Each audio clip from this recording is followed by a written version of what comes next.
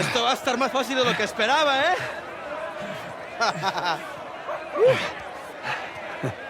You're gonna have to do it better than that, pal. Acabemos con esto. Let's go. Hey guys, we're back, so let's take a look at this scene here. Just some notes on the gameplay here. Take a look at how good these animations are. They all feel like they got a lot of weight behind them. The environment can also be used, and the counters that Nathan can do are also very fluid and practical. Esto va a ser divertido. ¿Qué tal esto? Take a look at this one right here.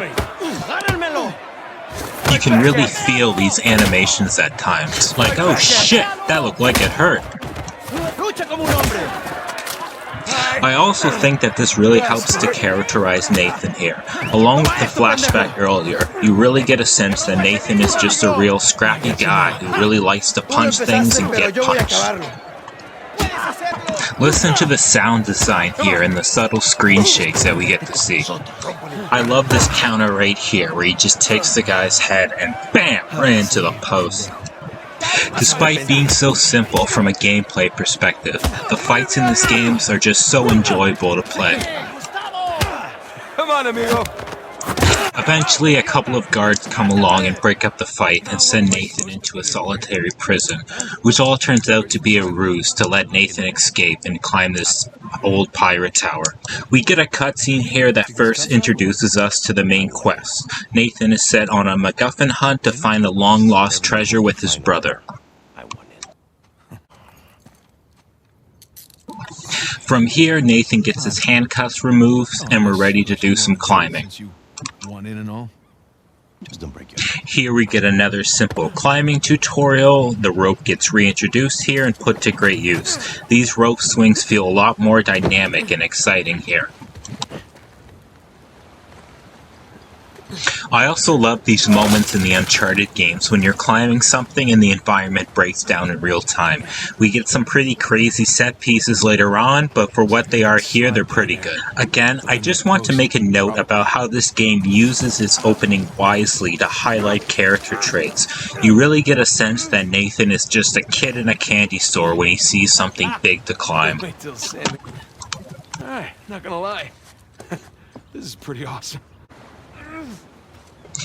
We also get lines like this. Wait till Sam hears about this. I don't know, but I just feel like these little pieces of dialogue that go on during the game, they really help to elevate the bond between these two. It's a great use of resources. Here we get our first interactive puzzle. This one is simple to introduce us to some of the mechanics that you'll find in this game. From here, the game can trust that you know how to solve basic puzzles, so that the challenges can be ramped up later on. Here, Nathan finds the cross of St. Dismas to help kick off the quest. The place was picked clean. If there's a clue hidden up there somewhere, I couldn't find it. It's a nice acting virus. Almost as good as mine.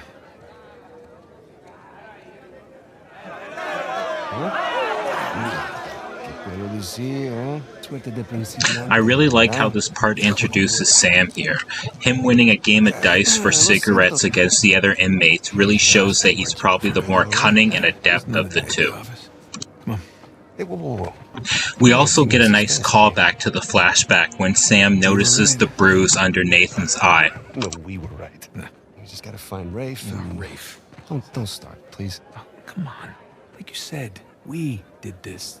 You and me. It's not a crucifix. I really like how these characters talk and interact in these cutscenes. Information is usually doled out at a good pace, and these characters all get a chance to shine and play off each other. The penitent thief. What's the connection? Guys, let's just pretend I skipped all of Sunday school. Okay, during the crucifixion, Jesus is placed between two thieves, okay? One of them mocked Jesus. The other one, this guy, was penitent. Okay? He accepted his punishment with grace. And Jesus brought him to paradise. Penitent thief. Yeah. What? You figured it out? There is a cathedral of St. Dismas in Scotland. Wait, the last sighting of Avery was in Scotland. It can't be a coincidence. Again, we get another fist fight here. This one feels a lot more impressive than the first one, as it includes multiple enemies and your companions can come and help you out. I also like the idea of these two brothers fighting together side by side and taking on anyone who comes in their path. The game can tell you that these two guys are close, but I think it's a lot more effective to actually show it and get to play it through gameplay. They also use some quick time events here to kind of add a little bit of spectacle to this fight. I really like the impact of these more bigger spectacle moves that you get to perform. Here, Nathan looks like he might be in a bit of trouble, but the guards come by and break up the fight.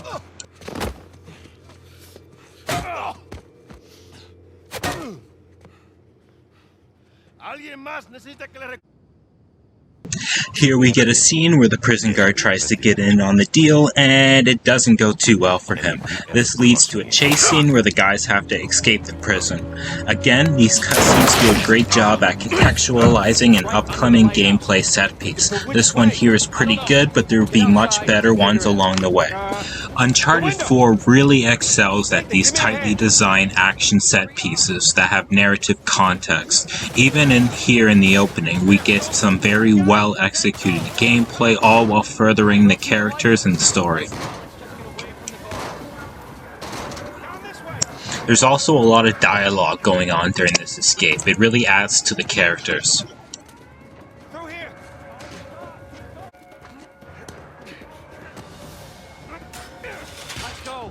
Yeah, after you. We get another climbing section here, and once again the gameplay is greatly elevated from narrative context here. The tension remains high on these simple jumps due to the situation the game wrote itself into.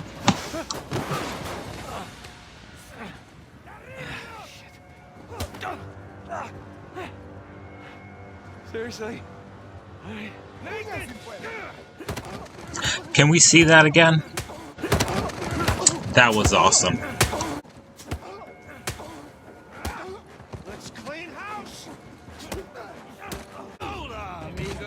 Before we wrap up here and get to the end, I just want to rewind and reflect a bit on this opening.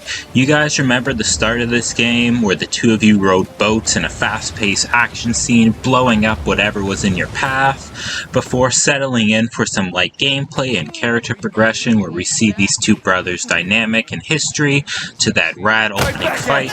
This whole opening does a great job at setting up a more cinematic playthrough, and it makes you really connect with these fun, engaging characters. This whole opening leads to this moment right here. I got you. Come on.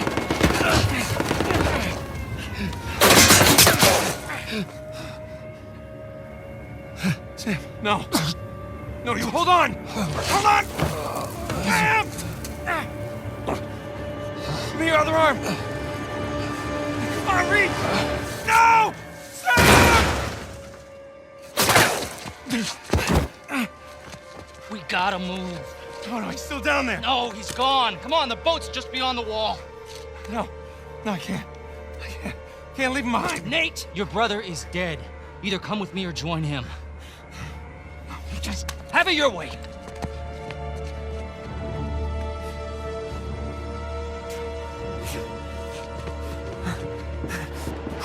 Sam. Oh, God, no. No. Sam. Keep going, right?